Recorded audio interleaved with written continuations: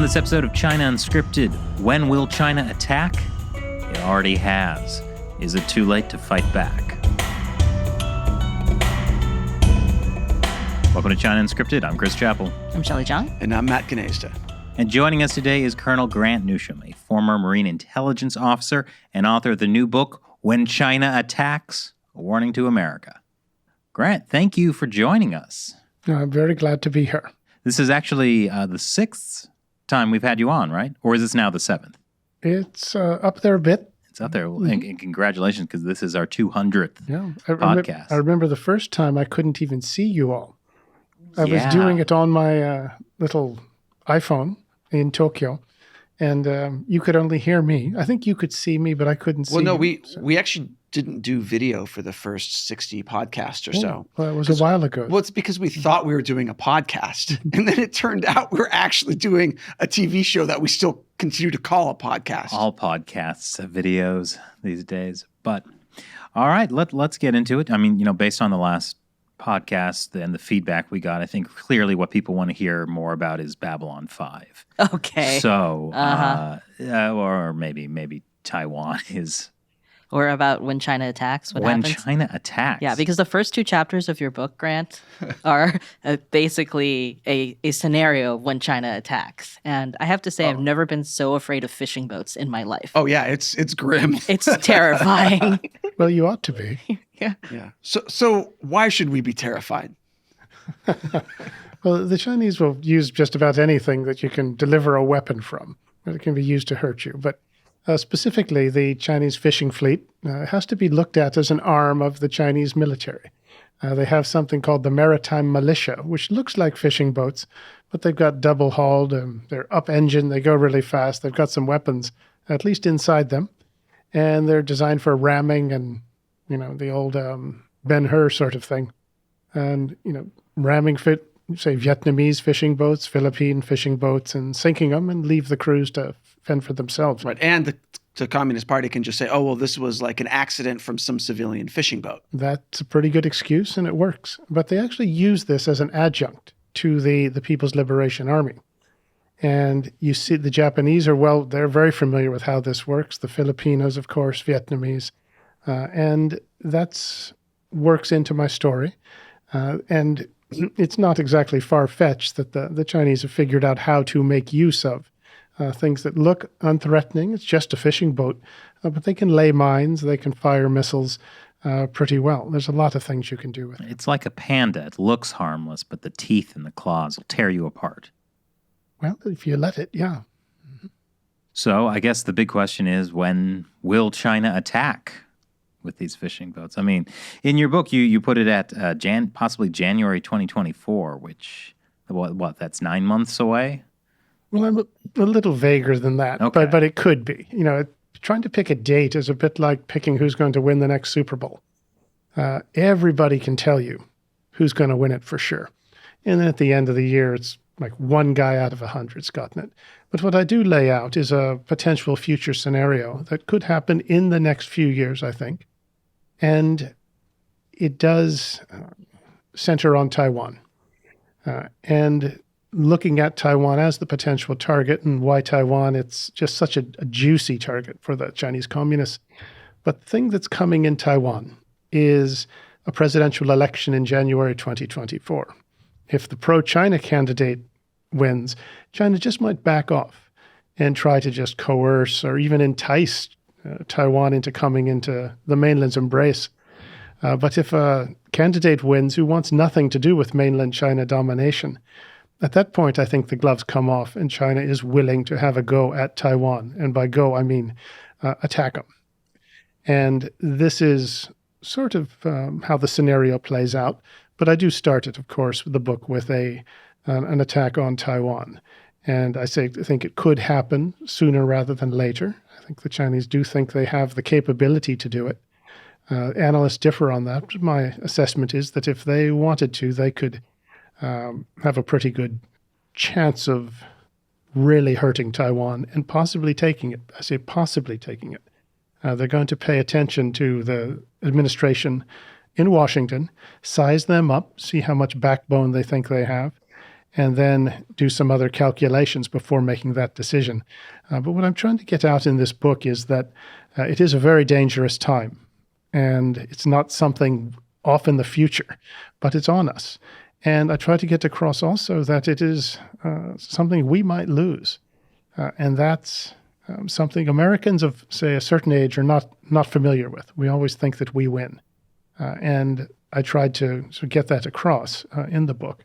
The title, of course, also has two possible interpretations. One is a future attack, and the other is an attack that's already happened. And that is what I'm getting at in the book, is that China has, in fact, been attacking us on different fronts for about 30 years, longer, actually. But they're forms of warfare that we don't recognize as warfare.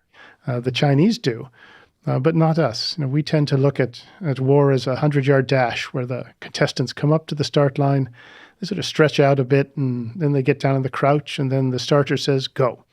And then the race starts, or in our case, the war starts, once the shooting starts. But to the PRC, the Chinese Communist Party, the shooting is just the last step. Right. You actually laid out in your book 24 different types of warfare, and I think only 8 of them are kinetic. That's right. Just very few of them are. And it's useful to look at what we have actually been experiencing for 30 years. We've had economic warfare. We've seen biological warfare recently, chemical warfare. The fentanyl scourge should be looked at as a form of chemical warfare, or drug warfare, as the Chinese communists call it. Cyber warfare, financial warfare, proxy warfare, psychological warfare, media warfare, education warfare. You listen to those and they don't sound like war because there's no shooting involved. There can be death involved in some of those. But the Chinese approach it's a long-term indirect approach, and it's designed to weaken, confuse your opponent to the point he may not be able to respond if you decide to, quote, go kinetic. And kinetic is what the word they use these days for what used to be called shooting. And so they may not even have to, particularly if you can get your enemy so just confused, weakened, uncertain of himself, and even ideally fighting within himself, that he may not even be in a position to move or to respond at a reasonable cost. Well, the good thing is that Americans are all very united on pretty much every political issue. So it's not really anything to worry about in our case. Well, very little to worry about, actually. I've never seen America united like this. I have some memories of the 60s because I'm old enough, and this is worse. Really? It is. You would have thought, because back then it seemed as though it was bad. But so were you a square or a hippie? Oh, I was definitely a square. But my brother was the hippie, the one who lives in Oakland today. So but I do have some, if you live long enough, you have some sort of opportunity to compare things. But this one does seem worse for some reason. It's because we have social media. And the music isn't as good. That's true. That's the key problem here. But something's different. But this political strife, the turmoil we have, that actually is something which, when the PRC does their equation, and when they are trying to weaken the enemy, they like to have it, they like to encourage it, and they have, in fact, by all accounts, given some encouragement to particularly the rioting we had in the summer of 2020. So is the idea that the U.S. wouldn't be in a position to be able to defend Taiwan? That is the immediate objective, as I see it. Because, as I said, Taiwan is such an attractive target to the People's Republic of China, and it has nothing to do with so-called reunification. Taiwan has never been part of the PRC. And I think in all of Chinese history, it was only for about 10 years was under some sort of mainland control during the Qing dynasty, and they weren't even Chinese. So the reunification thing, in fact, the whole word reunification it's a form of psychological warfare in effect, where they have gotten many people to think, well, Taiwan used to be part of China. Therefore, what's the big deal? They just want something back that's theirs.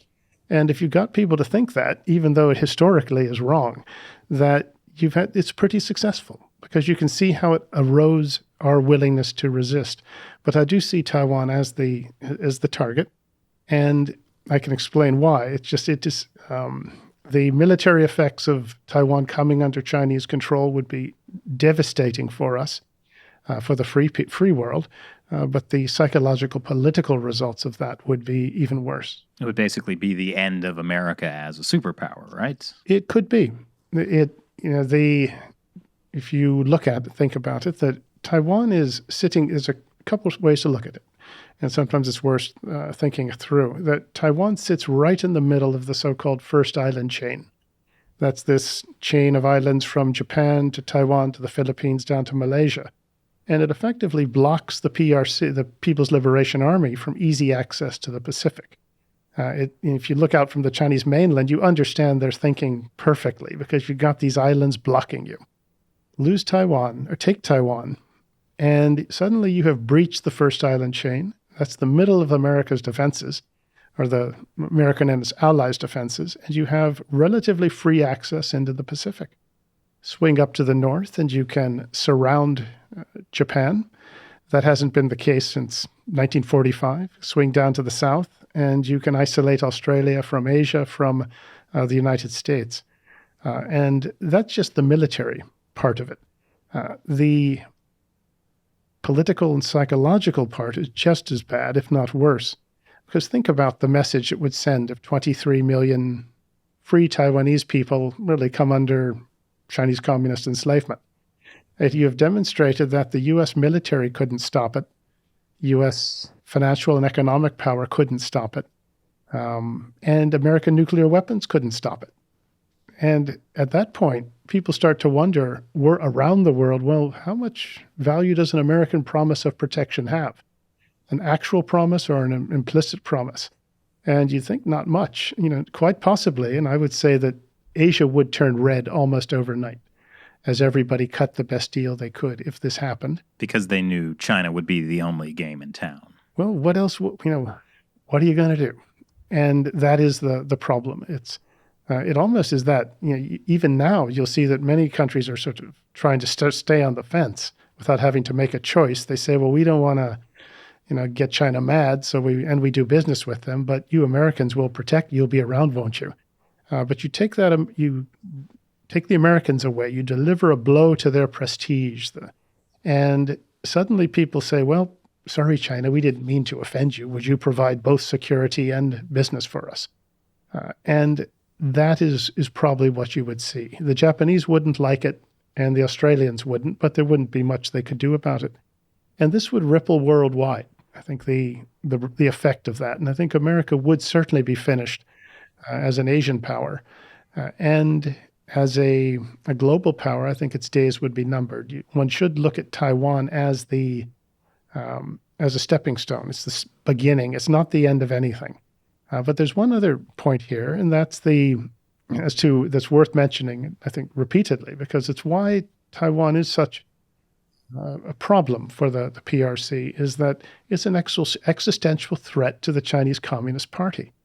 And by that I mean that... You say that with such a gleam in your eyes. Well, kind of, because it's, it's hard to argue otherwise. Because the Chinese communists argue all the time that, look, the only way that you can govern Chinese people is with a boot on the neck. It's with force and power. Even Jackie Chan said this, I believe. Mm-hmm. And what about Taiwan? You've got 23 million people of Chinese extraction mostly, and they handle a consensual government, democracy, freedom of the press, the liberties that we take for granted. Well, as I say, Taiwan's existence is a rebuttal. It refutes that Chinese argument, which in fact very much resembles the old the South African apartheid governments used to say the same thing about Africans, that the only way you can govern them is with force.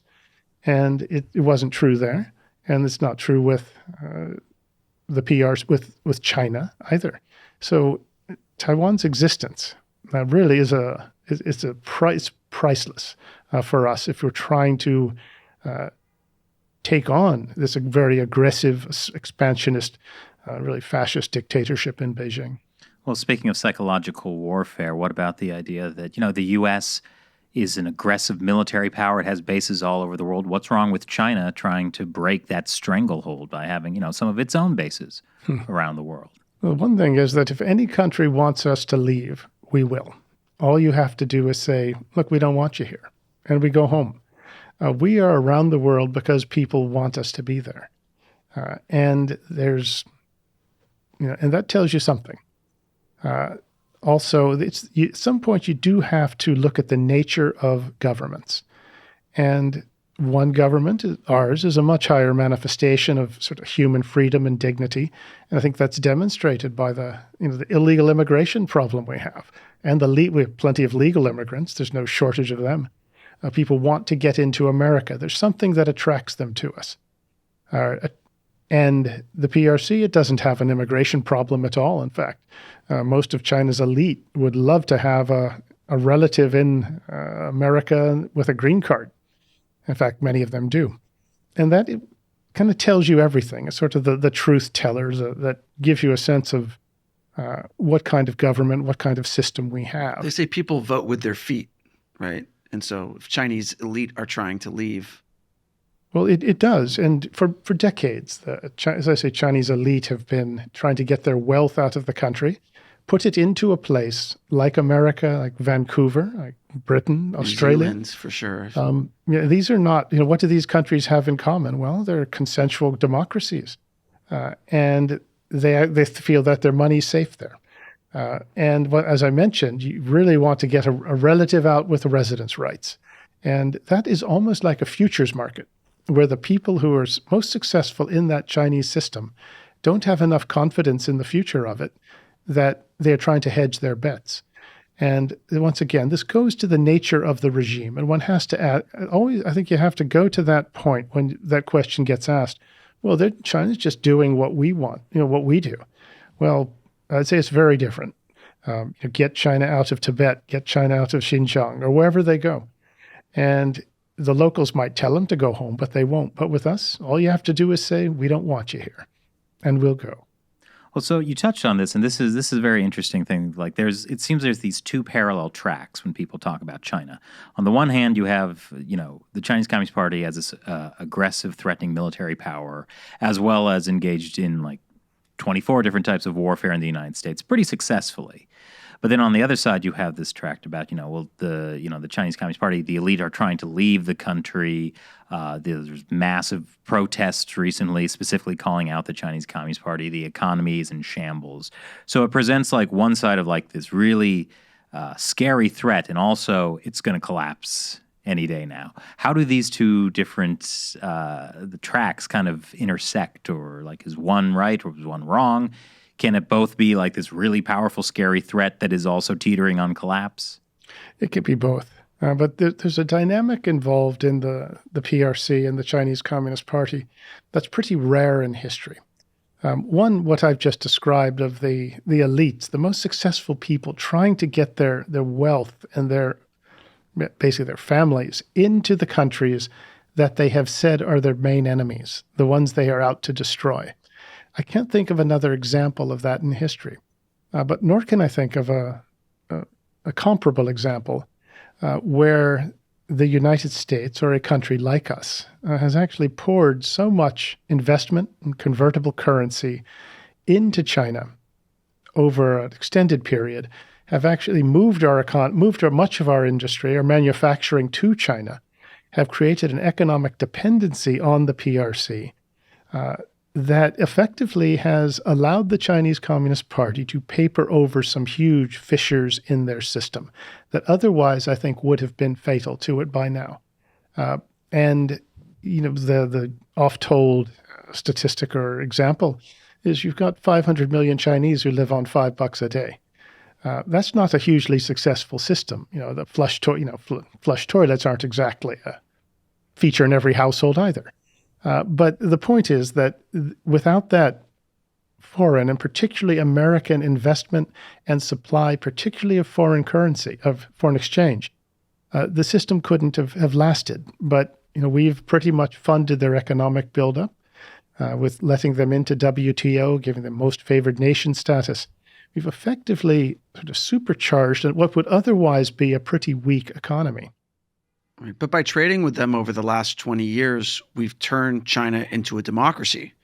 And I believe that Bill because, Clinton promised. well, and Xi Jinping says he delivered. Because China is a democracy. That's what true. he's been talking about. He did Yeah. say that. yeah. Well, with Chinese characteristics. Yeah. Oh, it's a better democracy. in Yeah, Well, that was years. the deal. Right, China I mean- was supposed to be a really big Canada by now. Right. It's not only a democracy, but when they vote, they're very united. Like everybody in the National People's Congress voted for Xi Jinping unanimously. There you go. I mean, and- I think we can be happy that, even though China today is pretty bad, at least it's not as bad as Canada. Yeah. Well, so I was thinking about Canada as you were talking about the psyop of reunification. So if we as Americans talked about reunifying with Canada and we did this for like 20 years, do you think we'd have a better chance at taking over Canada?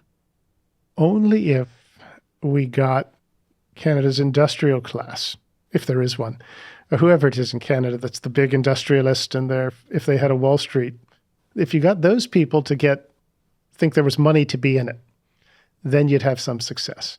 But it really is ultimately so much of this tracks back to the allure of the China market, the allure of making your fortune. Right. I mean, even among China. Taiwanese, though.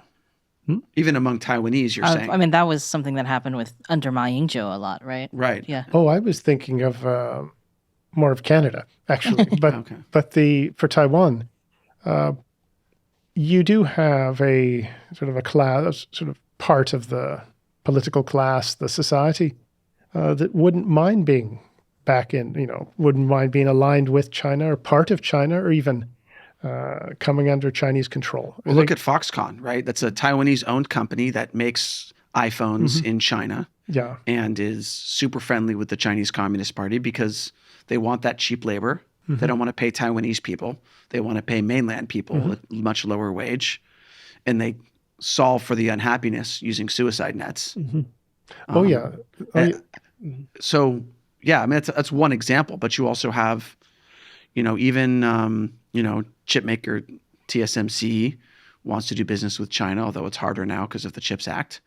But, yeah, there's all those big companies are really that's part of that. Yeah, that's Taiwan and just about everywhere else that you do have the big companies and a lot of smaller companies who are attracted to the potential profits in the China market. I use potential intentionally Because it never pans out. Well, over a long term, doesn't really.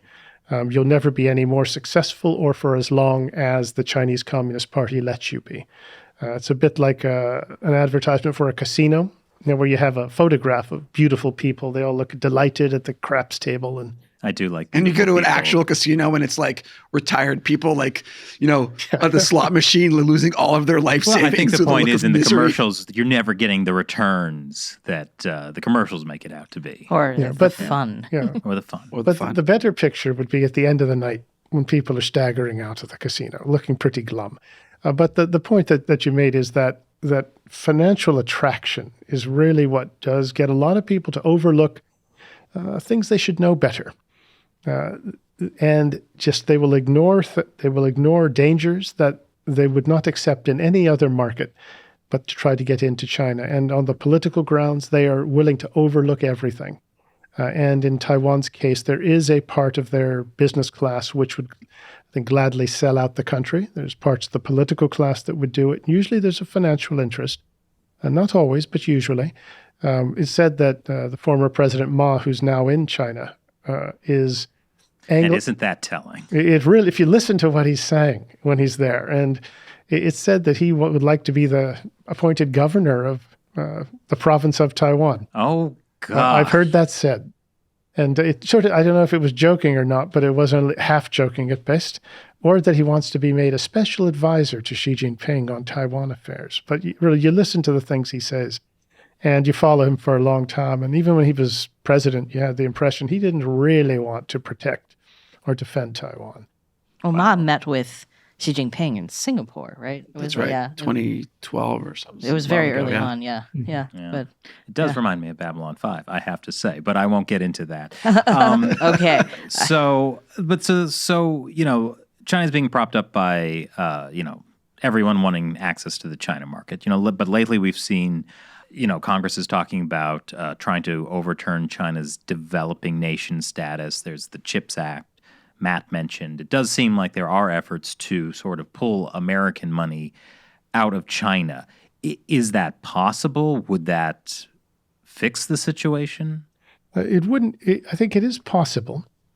It's no harder than it was to decouple American business and American workers from their jobs and move it to China.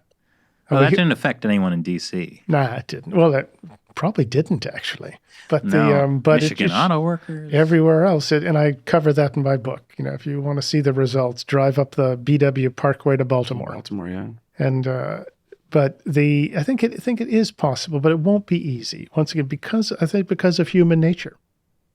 People don't want to do things that are difficult if they think they are making money from it. And it's going to be hard. I think it will take Congress to pass some laws to make it just not worth people's effort or to get into the Chinese market or to stay there. I would like to see actually some state attorney generals or sort of shareholder activists bring suits almost every day against some corporate CEOs on the grounds of, I'd say, malfeasance, abuse of shareholder interest by getting into a market like the PRC, putting so much of their shareholders' money and interest into that country. Because you think about it, it's a market that has no predictable legal system. A contract means exactly what Xi Jinping says it does. The government's avowed intention is to put foreign companies out of business after they've sucked the technology and know-how from them and replace them with Chinese companies. Well, it was interesting with the whole real estate crisis in Evergrande. A lot of American financial experts were like, well, don't worry.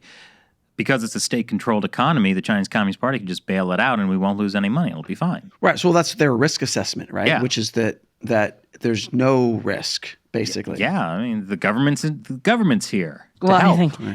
I think I keep thinking about American Semiconductor, that company where they made wind turbines, and they went into the China market and had a joint venture with a Chinese company because that was legally they had to, right? The Chinese government forced them to partner with a Chinese company, and then the Chinese company stole all of their technology and started building knockoff wind turbines with their software and everything, and then drove them out of the market completely, and they lost billions of dollars. Right. But they almost went bankrupt. What's interesting is now America buys a lot of wind turbines from China.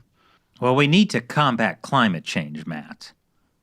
That affects us all. Well, I totally agree then. I have no comment on that. And we need Chinese help with climate change. I mean, in fact, that's one of the a very successful, I'd call it, form of psychological warfare that translates into economic warfare, is that China has got Americans, too many Americans, to say, well, look, we need China's help with fill in the blank. Well, but we do, because China emits more CO2 every year than all the developed nations combined, right? And as this giant emitter of greenhouse gases, China's a big part of climate change. And therefore, there's really only one possible solution, as suggested by the CCP.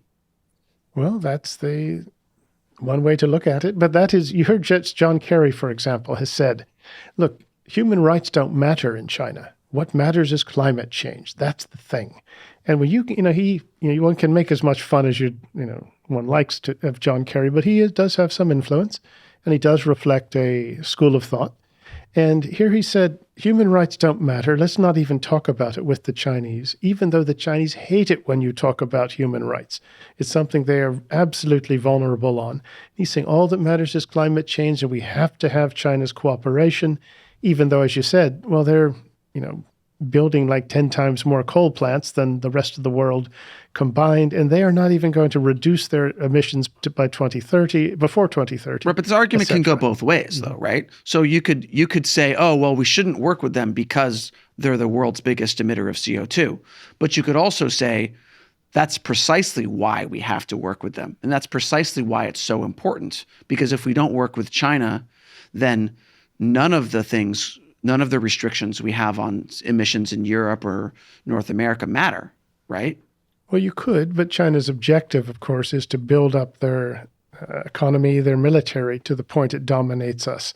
And they're out to destroy us. This is not just some misguided country that, with a little more understanding, they'll come around, but rather it does one that has ill intentions towards us. Plus, in some ways, you might as well just negotiate terms of surrender if we are going to take that approach towards the PRC. Right. I mean, is there possibly some alternate approach to dealing with China's emissions than to work with them? Well, you could give them some incentive to cut down on it. Say, pull the People's Bank of China's license for 6 months, and they might get serious about it. But with that, ultimately, no. Because the emissions problem that you have from China it reflects so many other things, that the idea has always been, well, if we just accommodate them, if we just understand them, give them a little more time, that we can work something out. But it helps if the other side has some interest in changing their behavior. And I don't see the evidence that China does on this. I mean, they've said, like, in their policy papers that essentially ecological things kind of take a backseat to national security economic development. It sounds like they're like, oh, it's important to address the environment and things like that. But with the caveat, right? I'm looking at the warfare list. Where's environmental warfare? Because that's basically what it is. They're using its status as a developing nation to get concessions in, the climate change fight. So, the U.S. has to have a bunch of expensive regulations that hurt American business, while Chinese businesses have none of that. It's environmental warfare. Mm-hmm. There's 25 now. You added one? I've just added one. You should trademark it. But the point of that you've highlighted there is that because we try to play by the rules, or whether they're the right rules or not, I don't know. But we have given our industry, our economy, we've put it in. Struck a blow against it by trying to get off of so-called fossil fuels too fast before there's any alternative available, and it really has put us at a disadvantage. Meanwhile, for China, it's full speed ahead, and this has hurt us economically. We were, for a short period, we had something like energy independence, and now we don't. And you can see the trouble this has once again got us into when, the administration is begging Venezuela to sell us more oil, begging the Iranians to sell us more oil. If you're begging people for oil, you're not applying pressure on them for some other things that you should be. So they've been very successful. It may seem like just one small issue, this environmental problem where China shows no signs of cutting down on its emissions. But because we are doing that, and we've put these rules in place, we've put ourselves at a disadvantage. And it's not just economic, but also you can see the political ramifications of that as well. So it's, so many of these successes that the Chinese have had are really because we've let them have them. And the idea was that, in the beginning it was with Nixon, well, let's open up to China, even though we should have had China come to us first rather than us being the supplicants. But the idea was to split them from Russia. Then the idea became, if we help China get stronger, get their economy up to speed, they'll have a middle class, they will demand more rights. And that hypothesis didn't work out. And then it becomes, we kept with that for an awfully long time, but then it became, if we do anything to China, try to stand up for ourselves, it'll hurt our business. And Wall Street, the business class, the donor class, they'll be calling up the White House so often that, the phone will burn up, saying, don't get China mad. And then once China's military gets strong enough, the idea is, if we do anything, towards China, to China, they might attack somebody. They might attack us, might attack Taiwan.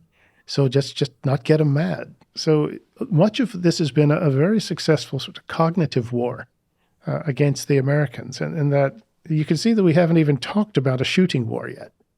And you can see how this has been going on for a long time and how it's taking place in ways that we don't normally see as warfare. But from a Chinese perspective, it does. And they've done very well to sort of weaken us, discombobulate us, while they have been, impressively building up both their economy and their military. Well, speaking of a shooting war, I'm not very confident about the state of that either. Like, the U.S. military has spent billions on failed projects like the literal combat ships. Meanwhile, we have a huge ammo shortage. We've shipped a bunch of Stinger missiles to Ukraine, and now we don't have any ourselves. So even if it came to a shooting war, we don't have enough ammo. There was a statistic that we reported that it was like in a week, all of our artillery would be gone in a war in Taiwan. Well, we've got a Marine Corps, so we're okay. But okay, that said, that advertisement out of the way. Maybe we can buy some weapons from China. We have in the past, but that's another story. But the point is, we are buy things that we use for weapons. The magnets that go into some of our hardware, some of the raw materials that you use for explosives, etc. And there are, chips that show up in our aircraft and other materials. So we've created a certain dependency on them. Is it not illegal to have things like that in American weapon systems? I think it is it is, but it's also really stupid. And we've been doing that for a long time. But we're probably so. I gotta say, now I'm reminded of Battlestar Galactica. Anyways, carry on. It's such an uplifting topic to think. I mean, you think about this stuff, but it shows you just how, and once again, a very successful Chinese psychological operation. For so long, you could not even say China was a potential enemy. Yeah. We spent 20 years in the so-called sandbox, Afghanistan and Iraq, and focused on that sort of war. And during that time, you could not say, and no one, that China might be coming down the road and, be angry and looking to cause us harm. And if you did say it, you would be at best ridiculed. At worst, you would be punished and cashiered. Well, we need China's help in the war on terrorism. Oh, absolutely. And transnational crime, and, which they're behind a lot of it. But the idea was that you just couldn't say it. And it just sounds amazing. If that was the U.S. military. Where did that come from, though? The idea that you couldn't say it. I don't know where it originated, but I think it did.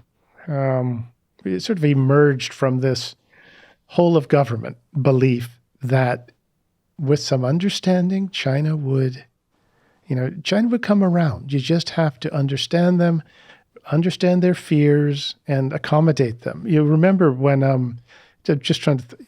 People argue when it started, but certainly I'd probably start looking at something Henry Kissinger did. That's where most of the wonderful things that happened track back to. But there was a professor, an Ivy League professor, who was appointed as an assistant secretary, I think, of defense. And it was the 90s. And he said, well, we decided that if you wanted to make China an enemy, just treat them like one. And implicitly, if you didn't want China to be an enemy, don't treat them like one. So accommodate them. Be nice to them. Give them what they want. And that was Professor Joe Nye. And I think that really did typify the thinking in the elite classes, policy classes, political classes. These were people who were never bullied in school, I guess. Apparently not. And then the thinking. Yeah, I don't know. There's part of the thinking that makes sense, because if you treat China like an enemy, they will be an enemy. But the reverse of that is not necessarily true, because regardless of how we treat China, they have been considering the U.S. an enemy since 1949. So it kind of doesn't matter, right? It does help what the other guy actually thinks. You're right. Mao Zedong, talked about America as the enemy, doing something about it. And also after Tiananmen Square, the marching orders went out to the PLA to be able to defeat an enemy that has aircraft carriers, which was us. And that was 1989, 1990. So that was a long time ago.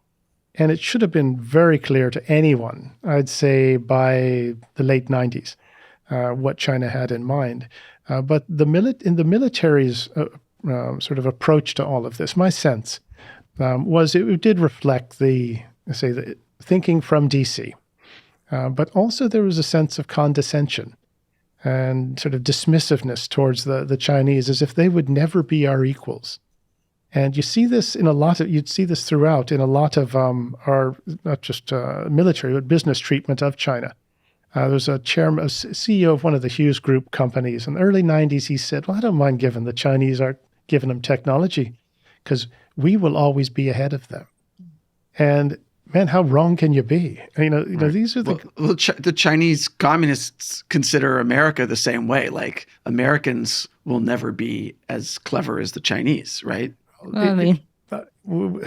Sometimes you have to almost say, yeah. One hesitates to go to one extreme, but they must be just baffled at our naivetes. This makes Charlie Brown and Lucy kicking that football. This is what the Chinese are doing to us makes Charlie Brown, Lucy look like child's play by comparison. Well, it is literally child's play. Yeah. Well, I think back to the Scarborough Shoal incident, and I think that was like a case of like where we surprised the Chinese Communist Party, where they were trying to aggressively take over the Scarborough Shoal. The United States, ordered or negotiated a treaty, not actually a treaty, but negotiated so, both sides would lead the Philippine and the Chinese side. And the Chinese side just ignored it and stayed, and the U.S. didn't do anything. And I think that was a moment where they were like, really? America's not going to do anything? And then you see the ramp up in the South China Sea, the building in the artificial islands, militarizing them after they said they wouldn't. Mm-hmm. I think we surprised them. Oh, I think we repeatedly do. I think they hurt themselves from sort of pinching themselves to keep from laughing so often. You tell President Obama, I'm not going to militarize these islands. And, well, he didn't know what I meant by militarize, and we go for it. It really is just almost baffling just how we've done. It's sometimes it goes beyond. There's of course naivete, condescension, the smell of money, which we'll get. I used to work with a Wall Street firm, so I know something of it. And if you just put money in front of like a certain type of Westerner, that they perform like a sea lion at SeaWorld. He thinks he's going to get a mackerel snack. And they never think they have enough. You kind of go nuts. And you just never have enough. And the Chinese play to that so well. And sometimes you have to step back and you've got to hand it to them. So you almost don't know what to say. Except we should triple our investments in China, says BlackRock. Yep. It's and the way that works is I think it's not well understood. I'm just imagining Larry Fink, but like as a sea lion. He's like, but he's actually full of mackerel. but he's full of something. He's got some other guys who are lined up to give him more. But the thing is, they're not investing their money; it's somebody else's money, and you get a cut of the sort of the trade when it starts, and then when it ends, you get a cut of that too. Right, like they basically get a percentage, essentially. And so, it's a brilliant business model, actually, because because a lot of these it doesn't really matter whether, like, if I put my money in BlackRock, then like I could make money or I could lose money. But either way, BlackRock makes money. Mm-hmm. So if I make money, they make more money. If I lose money, they only make a little bit of money. But either way, they win to some degree, right? Yeah, I think it's brilliant. I think as a business model, I think it's called a racket. But I was going to say like that maybe is a great way that we can make money. Who's we? Us on China Uncensored. We just give in to the Chinese Communist Party. Yeah. Uh-huh. Mm-hmm. What's step 2? Question mark, question mark, question mark. Yeah. Step 3 is profit. Okay. That is basically America's business model with China. Yeah. Actually, step 2 is surrender our values. Oh, okay. Yeah. That's been successful. Very successful. Oh, so anyway, something I want to talk about is what would a Chinese invasion of Taiwan look like? Because in your book, you laid out a really scary idea that like all it would take is the U.S. to dilly-dally for like 3 days and Taiwan would be lost. And I can easily imagine it taking more than 3 days for the U.S. government to decide, should we actually commit troops? Well, we can't decide to ban TikTok. That's the scenario that I could easily see happening, is the Chinese looking at Ukraine, looking at all the problems Putin had when he invaded, and saying, well, these are just the Russians. We're better than them. And I think they will think that they will learn the lessons and not make those mistakes. So the idea is to hit Taiwan really hard, really fast with everything you have and cut it off entirely, electronically, the internet, physically isolate it. And at the same time, tell the Americans, look, this is a domestic matter. You stand clear or it's nuclear war. And depending on who's in the White House, you may get a different response. And if the Chinese smell weakness or indecision, well, they're going to like their odds even more if they go after Taiwan. And one could imagine an American administration saying, look, we don't, it's unfortunate, it's too bad what's going to have happened to these Taiwanese people, but there's just nothing we can do. And we can't afford risk of nuclear war, World War III over a little island 90 miles from Taiwan. Just let it go. And they're going to be egged on by Wall Street, a lot of the business class, probably calling up the White House, every 15 seconds, saying, we can't have wars, don't start a war with China, don't provoke them. We want to get back to business as usual. And at that point, well, you can kind of see all the hand wringing and the tut-tutting. So that's a scenario. And so essentially that if China, the CCP used overwhelming force all at once, then if the U.S. just delays a little bit, then it's already too late to respond in a military way anyway, right? Well, you have to go pretty fast. The response has to be quick. And remember, though, if you've got your fishing fleet and your maritime militia has, say, laid mines in the Japanese ports, you've got anti-ship missiles being fired from cargo ship containers at U.S. Navy coming out of San Diego, well, you improved your odds. And it makes it harder for the Americans to get in. But a lot does depend on what the White House decides to do. But delay is fatal. But once again, there are options, and we often talk just about a fight if it's limited to Taiwan, sort of like a football field. It's 100 yards by 40 yards, and that's it. But if you spread the battlefield and you're willing to take those risks, you can cause China no end of trouble. And for example, they don't import anywhere near enough food, not nearly enough energy. They're absolutely dependent on export earnings. If you can cut off their trade, cut off their food supplies, their energy, and Xi Jinping he's implied that he's really scared about this. Partly he told Mr. Biden a couple meetings ago, we don't use trade as a weapon. Well, if China says you shouldn't do something, you should probably do a whole lot more of it. But also the Americans, we do have a good hand to play. Our military is still pretty darn powerful. And we could cause China a lot of problems, even if you just kept the fight fairly close to Taiwan. But as Chris noted earlier, we have got to start building a whole lot more long-range missiles. And how many do we need? The answer is really one more. You never have enough of them. But we do have a military hand to play. Our submarines are still pretty good, something of an ace in the hole. But it would not be a Thursday to Friday fight if a war over Taiwan did break out. And even if I hope it doesn't happen, but if Americans somehow decides to just let Taiwan go, though I really hope that doesn't happen. It would be criminal, be akin to what happened to the Czechs in 1939. 38-39 with all the just wonderful results of that. If that happens, the world will never be the same. We've sort of gotten used to it in our lifetimes, but it will not be the same place. Well, what if the CCP just decides they take Taiwan and they're done? They're not going to take any more territory ever. Well, that sounds like Dolph.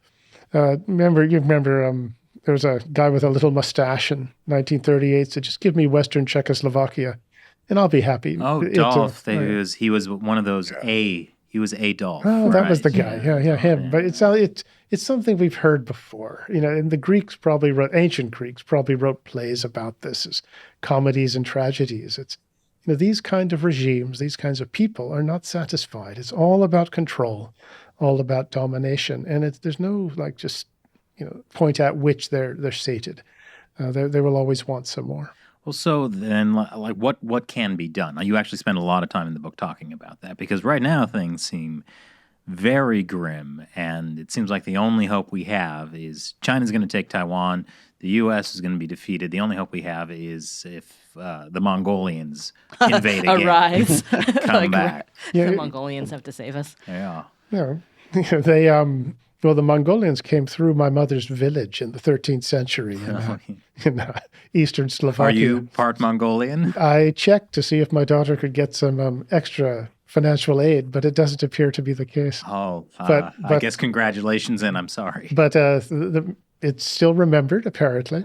But anyway, we do have a good hand to play, and that's what I try to get out in the book. I lay out, what's happened to us, what we need to recognize, and lay out what the Chinese strengths are, but also what we have to work with. And so we do have a good hand to play, and a lot of the book does deal with what to do about it, because it's obviously easy to complain, and tell a story of misery. But okay, well, that's fine. But now what? And we are the United States at the end of the day, and I wish we would remember that. That helps. It's also helpful to remember that we're at a war, that we are at war. And that we might lose. You've got to start with that to realize just how grim it is. If a doctor comes in and says, look, this is what you got to start doing, but he doesn't tell you exactly why, well, you're kind of going to wonder why he's telling you that stuff and if it's really that important. But we do have a hand to play, and there's some things you could do. Stop funding the People's Republic of China and the People's Liberation Army. That is what we are doing, and we have been doing it for decades. That is insane. Choke off that flow of dollars, the convertible currency. Let them try to pay for the stuff in RMB. Mm-hmm. See how well that works. If you're going to buy a $2 million house in Hancock Park in LA, you're not paying in RMB, you're paying in dollars. If you're buying Australian iron ore to make steel to build your Navy ships, you're paying in dollars, not in RMB. Choke that off. And that's going to require hitting Wall Street over the head with a baseball bat. U.S. business, hopefully one day they will remember, what country's name is on the front of their passports. You've got to stop seeing this investment in China as this just panacea, as this wonderland, when it really isn't. It's at best, it is Russian roulette.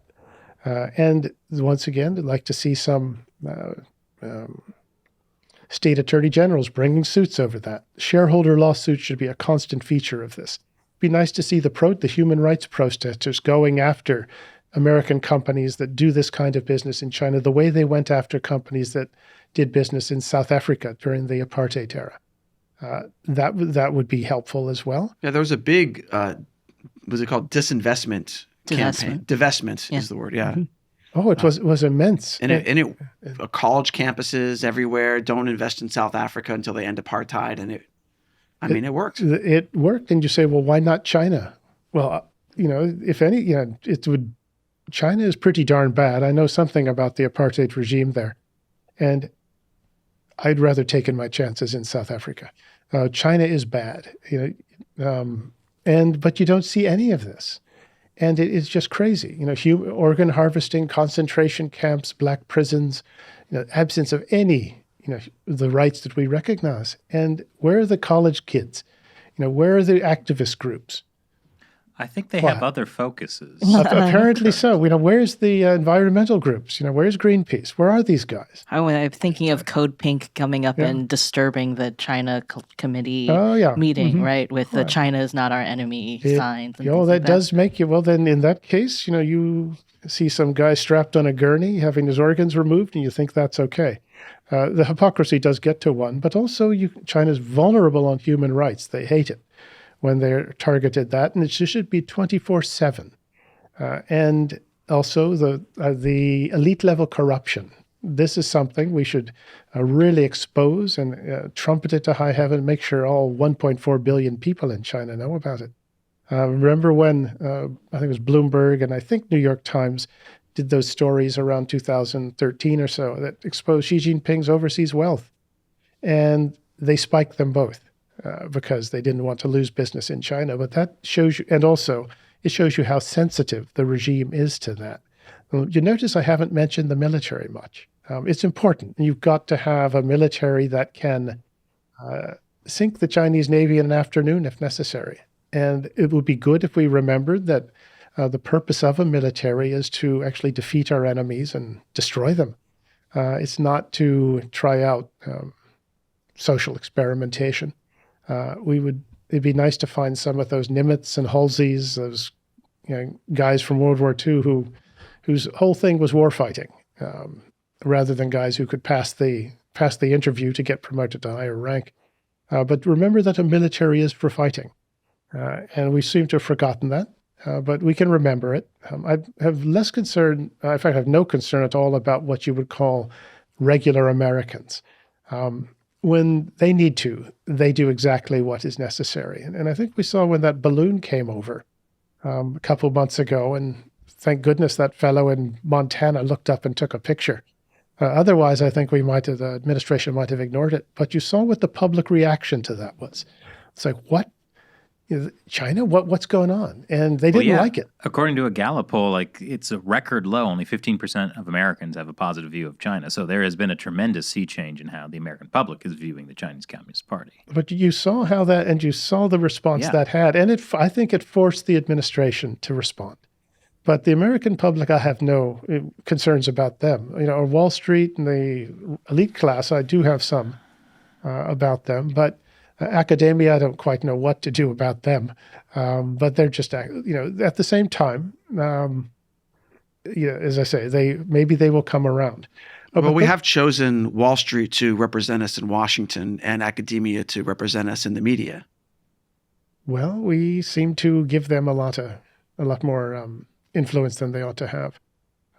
But so those are some things that we can do with this. In order to take on China, but you do have to remember who you are as Americans, and never forget that people are literally dying to get into the United States, not going the other way. But we, at the end of the day, if we keep funding them, we should expect to, we have reduced our prospects of success by a good bit. But you just have to stop that sort of self-destructive behavior. How do you stop Wall Street from funding China, though? The use of congression, you're going to have to make laws to make it illegal. And there's been talk of, say, a reverse CFIUS. And CFIUS is it's that organization that vets incoming investment into the U.S. From a national security perspective. There's talk of making an outgoing CFIUS to make it, to check on, to vet investment into China from that perspective. Would it be done hard enough or strictly enough to really make a difference? I don't know. But I would like to think it would. But as I say, I wouldn't bet too much on it. And one of the reasons I say that is, one, I kind of know how the racket works. But if you saw the TikTok CEO, I remember testifying last week, and it was interesting just to watch him to see if he was going to say anything true. But the more interesting thing was behind him. If you look behind him, you saw this phalanx of, I think it was mostly white men, these angry-looking white guys. These were his lobbyists and lawyers, and this is the cream of America's, legal profession, their lobbying profession, the real movers and shakers. They signed up to do the bidding of the Chinese Communist Party. And when you got that going on, you do kind of hope we wake up in time.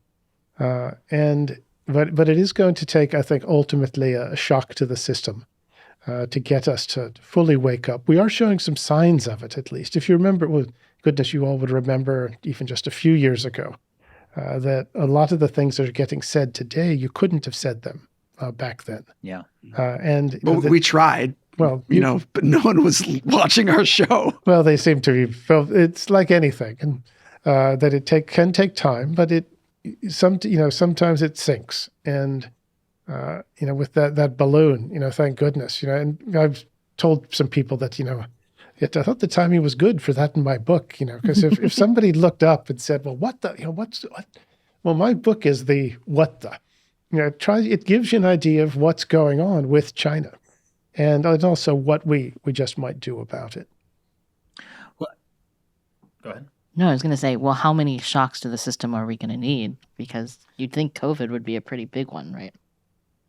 Well, if we could figure out where it came from, Wow. all I can say is you would think and I don't know. The media has not been kind. I don't know. You mentioned as well the fentanyl, mass murder, 70,000 dead Americans last year of all sorts, and nothing much has happened to China. What percentage of the fentanyl coming into the U.S.